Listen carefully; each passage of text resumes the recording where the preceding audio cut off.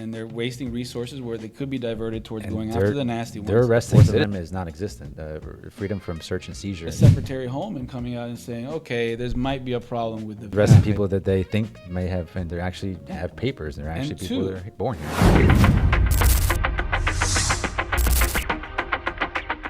Hi, this is attorney Diaz Gaeta with Giovanni Diaz. And we're here with the Diaz and Gaeta podcast, giving some context of some topics that we know is going to be helpful for the community. So yeah, Zach and I founded a law firm many years ago. We're the founding partners, and Zach does all the criminal defense work, and I do all the immigration work together with a team. We're not going to take all the credit. We have a team that does it, but large team, a big team that helps us get this stuff done. Mm-hmm. Today we want to talk about what everybody's talking about, and that is ICE enforcement, right? So, you know, immigration enforcement has definitely changed. I think just about no one will argue against the fact that it's unprecedented, the way that it's being conducted. And so we're going to talk about that. Everybody wants to talk about that. Yeah, and Gio, I mean, this is how much different. I mean, obviously we see all these really bad stories of people getting hurt, people getting shot, citizens even being arrested and detained. Mm-hmm. How different is it since Trump's taken office? I mean, what are things that we're seeing, that you're seeing, especially in the type of calls you're getting? So the big shift I think I've seen, and I'll try to keep this in 10 minutes. I don't know how we're going to do this, but the big shift is, in the past, every administration has realized that there's a certain amount of resources, right? And just like any other law enforcement agency, because ICE is, I guess, considered a law enforcement agency, the law enforcement agency have priorities, right? We know that not every single person that's driving 10 miles above the speed limit gets pulled over, because that would stop traffic, okay? And there's not enough cops to do it. So it has to be targeted. There has to be reasons why people get pulled over, and some prosecutors dismiss cases. So there's discretion in how you enforce the law. What this administration is doing is the approach is that there is no discretion in enforcing the law. It's full enforcement. So in the past, other administrations have implemented these priorities, right? So the big one that's probably the biggest example is the Obama administration, right? So the Obama administration, they used to be called the deporter in chief. And during the administration, what he did was 95 to 96% of the people that were detained and removed during the Obama administration were people that were targeted because they were considered threats to national security or criminals, okay, or habitual immigration violators. Mm-hmm. So it was very clear that they had priorities. And what they decided, they weren't going to waste resources on going after what some people within ICE would tell me back in the day when we used to have a dialogue with them. We're not going after the low-lying fruit, right? We're not going to go after people who are contributing to society, paying taxes, they have U.S. citizen children, because we want to make sure that we want to keep the community safe. But quite the opposite is happening now. The idea is they want to go for everybody, and the way they're doing it is they do have some fugitive ops or operations, targeted operations where they go after specific people. But the majority of the stuff we're seeing are people that are being stopped on their bicycles from the gas station, or they're in a work van and they're heading to a work site, and they stop the van, they start asking everybody and detaining everybody in the van. Mm-hmm. So what is essentially happening, and it's confirmed, I mean, this isn't an offensive thing, right? This is offensive in the way it's being done, but it's not a secret. They're targeting the people because of the cars they drive, the way they look, and the type of industries that they might be working in. Yeah. Language, color of skin. I mean, it's even cited in the Supreme Court decision, right? So we know that they're targeting people because of the way they look and because of the language and their accents, and they're targeting individuals, and they're picking up all the collaterals. And collaterals is they're picking up, if I'm going to go for Joe, I'm going to pick up everybody around him, even though I wasn't going for Joe. Collaterals was always something that happened, but once somebody got picked up as a collateral, part of the discretion that is in all law enforcement, right? They went and say, look, what did he do? He was just there. All right, well, let's get him in the system. Let's let him out on bond, and let's let him fight his case. So they're now going after everybody. And the argument against going after everyone is, the argument for going after everyone is you're diverting resources away from going after the dangerous people. Some statistics and some people are saying that up to 30% of 30% less agents are working on human trafficking, child sex crimes. So HSI and some of the agencies, they're pulling people from there so they can go hunt people on the street, right? And this is, anonymous people from within the administration have come out to say that. They've merged regular operations and criminal operations, so everybody's just kind of working together. And what it is it's pulling away from going after the people that are dangerous, the bad people, so the actual criminals, actual criminals. And what do? They publish in media and in their press releases, which we've seen from the beginning that these press releases are incredibly inaccurate. There's not even like vetting them. But in these press releases, they say, "Oh, we just caught this child molester," or "Hey, we just caught this drug trafficker." Okay, it's like, sure. I mean, you throw a huge net, you're gonna catch something, right?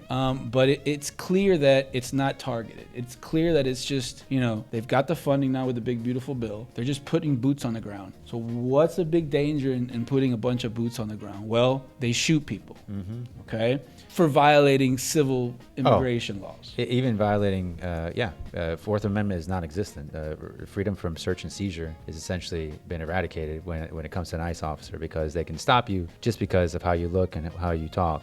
So apparently ICE officers are above law enforcement, which they're because law enforcement, even at a state level, would have to have some type of context before they stop you and speak to you. But law enforcement, at least for ICE officers, doesn't apply to them. And it seems like the training isn't as robust, or at least there's been reports that the training isn't as robust as it is, for instance, for a local law enforcement.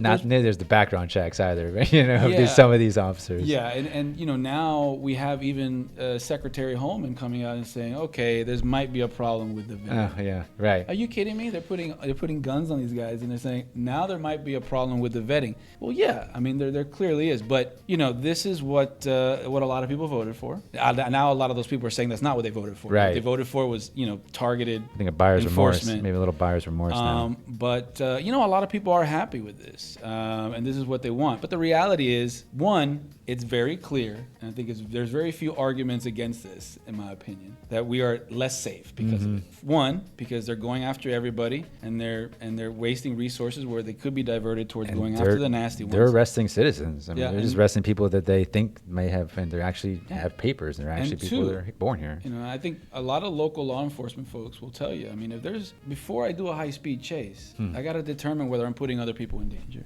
Yeah. Right? Before I make the decision to go into this house, I got to make sure I'm not putting the people around in danger. Yeah. Before I pull the gun on somebody, right? And we've had a lot of interaction with law enforcement agencies and cops, and a lot of them, they have to make those determinations. But because of the way they're conducting themselves, they're putting the public in general in danger. Well, we know that now. One, the guy in Florida ran. He was just, some dudes came out to try to kidnap him.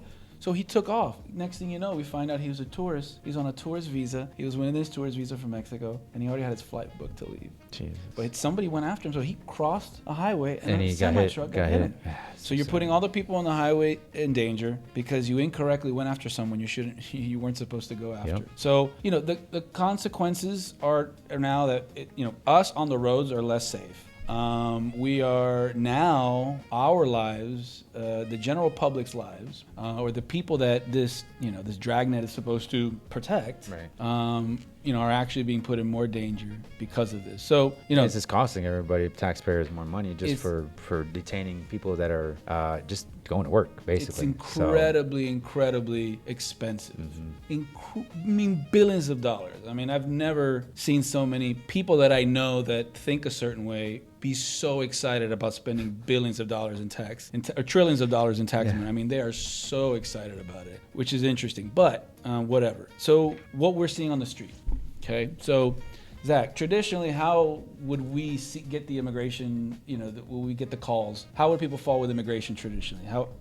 Traditionally, it was because they were arrested for an offense. Yeah, but now it's for anybody and everybody's being picked up going to work. So what we've been advising people to do is essentially, if you don't have any reason to be out during the day, and who doesn't, right? People got to go to work, right? But we've been advising people just essentially, stay inside. Just if you can work at night, because this is when unfortunately you have better odds of not being arrested. And yeah, what other tips do you give people? So my tips, and first I want to, that's how we used to see people, right? Yeah. Getting picked up. Now, like Zach said, the majority of people that are consulting with us that are in immigration custody or have family members in immigration custody are people that ICE just picked me up at a gas station. They weren't looking for me. They told me they weren't looking for me. So that's what we're seeing now. So it's a big shift, and that shift, the shift we started seeing a little bit of it, but we really started noticing the shift a few months ago. Yeah.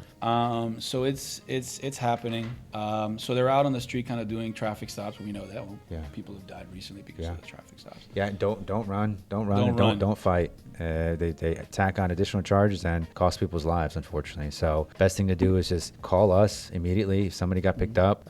Try to figure out where they, let them know to contact us. We need that person's A number, right? Yep. Try to figure out where they're going to be sent. And best thing to do is just be compliant. Unfortunately, that's the best thing to do. Yeah, exactly. The advice is there's nothing really to advise you to do at that moment. Yeah. The advice that I generally feel comfortable giving people is be prepared. Know what your chances are to get a bond. Have your ducks in a row. Yep. If you already have an immigration attorney, make sure that immigration attorney, talk to them about whether you're eligible for a bond, what's your shot if you get detained, and be ready. Because the reality is, plan. just to talk about a waste of resources, we're still getting over 50% of the people out of detention. Mm-hmm. We're still getting bonds. We're fighting bonds and getting. That's the good news. That's the good news. Yeah, we're getting people out of this. There's still a light at the end of the tunnel. We're getting people out of detention, and because there is a lack of discretion, because they're not able to make these determinations on the ground, they're just sweeping people up. People that sometimes are swept up if they're on. And we've seen this a few times. And here's the thing: those that are really worried about tax dollars, there's people that are out on bond right now, paid the bond, or complying with the conditions of their bond. Haven't committed a crime. They're up in the morning. They got their work permit because they've applied for their green cards. Get arrested again. And they're getting picked up. I'm laughing because it's just. It's so sad. They're getting picked up, and instead of being able to go, hey, ICE, this is what's going on. The guy's out on bond. You can't pick him up. You have to. They get there, and then once they get there, since nobody is looking at exactly why they were detained, they're being put back in immigration proceeding. They're being forced to hire an attorney, ask for a bond, and this happened on a few occasions where the judge is frustrated, depending on the kind of judge and when they were hired. But we still have good judges there, and the judges are saying, hey, could you guys not see that this wasn't a new charge, or that they were out on bond and then they haven't violated any of the conditions of their bond? They're just gonna go to the gas station to get a taquito before they went to work, right? And they will go, well, yeah, but our position is that they're a flight risk. And we have to sit there and go, okay, whatever. So and then the judge goes, look, the judges get frustrated because, look, I cannot just order somebody released on bond. I have to set an amount. So what they do is they give us the lowest statutory bond amount, right, which is $1,500. Okay.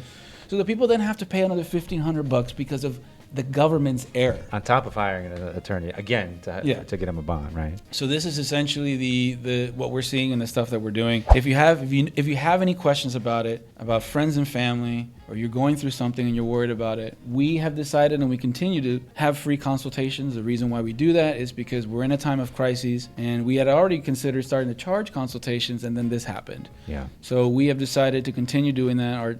Our main mission is to inform the community. If you have any questions about detention, how detention works, or if we can get a family member out of detention, call us 678-503-2780, or send us a message on any of our social media platforms. See you in the next one.